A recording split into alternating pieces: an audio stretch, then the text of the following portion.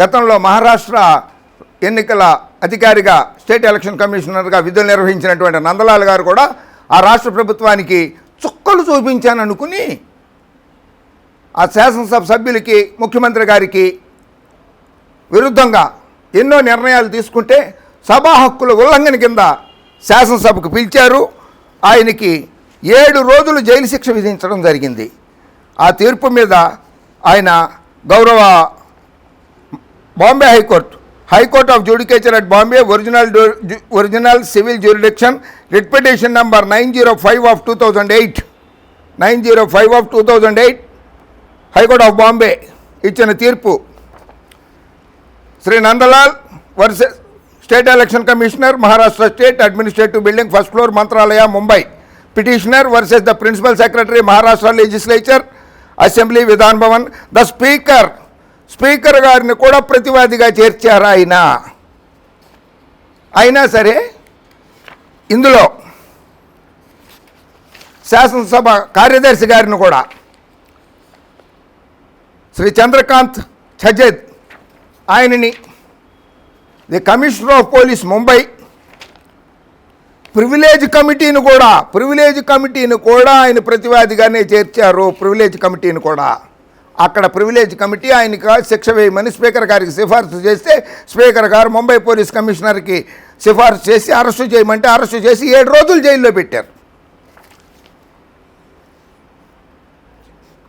సర్వశ్రీ శ్రీహరి అనే senior counsel Sachindra B Sathe for the petitioner వాదించారు ఈ కేసుని. కోరం శ్రీ ఆర్ఎంఎస్ కందీప్ పార్కర్ అండ్ ఏఎస్ సయ్యద్ జస్టిస్ వీరు తీర్పు ఇచ్చారు.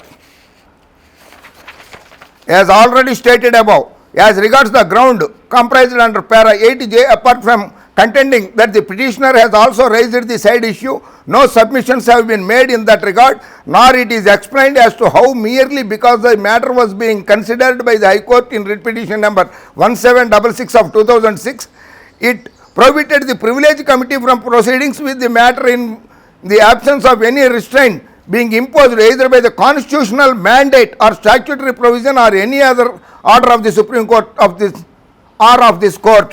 సుప్రీంకోర్టు కానీ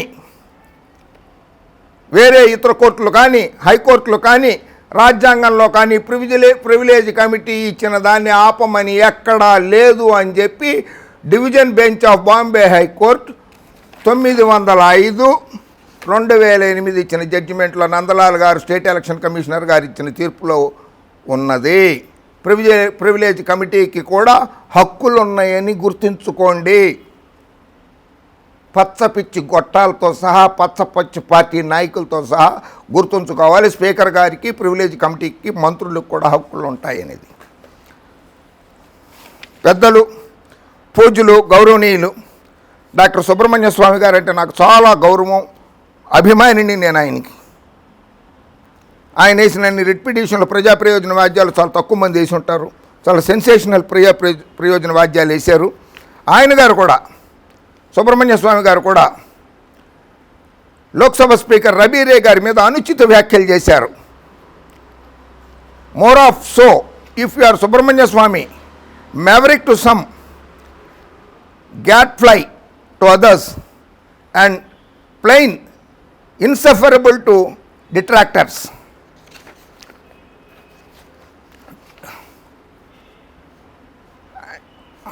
Aina he made the statement, the man never had held a government job before, came very close to losing his first one by exposing his office to ridicule. The Harvard educated Union Minister for Commerce, Law and Justice had Parliament in uproar when he told Lok Sabha Speaker Rabire in private that he could put him behind bars.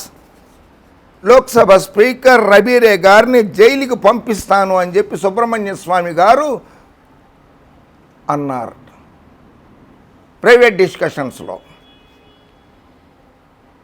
అది ఆయన పదవి పోవడానికి కూడా కారణాలయ్యి.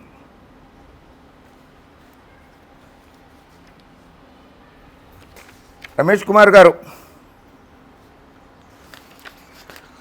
మీరు చేయించిన app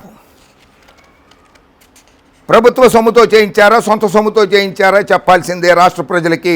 రాష్ట్ర ప్రజలకి తెలుసుకునే హక్కు ఉన్నది.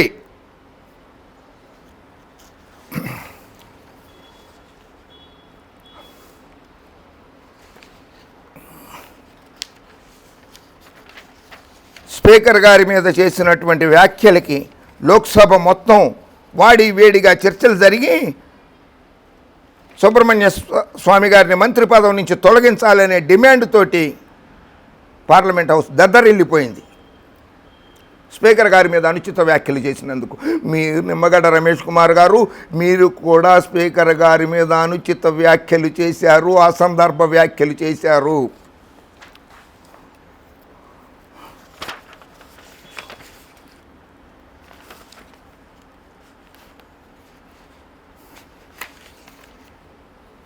నలభై సంవత్సరాలు నిజాయితీగా పనిచేశారు.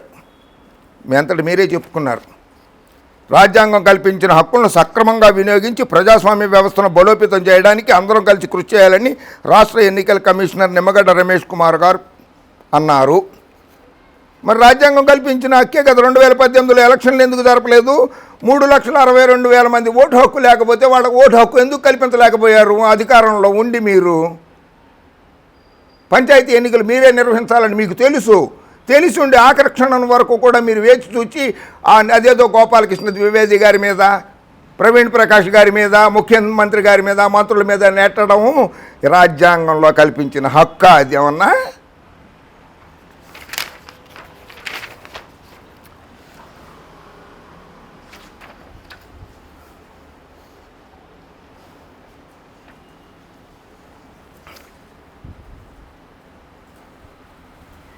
ఏకగ్రీవాలకి ఎన్నిక వ్యతిరేకం కాదని చెప్తున్నారు. ఏకగ్రీవాలు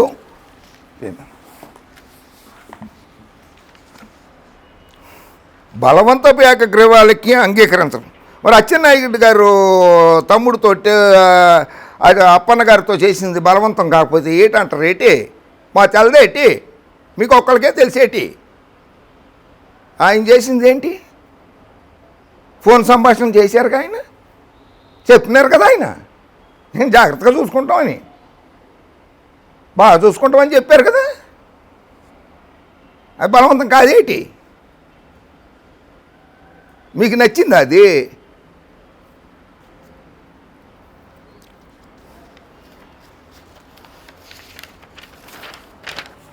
అయినా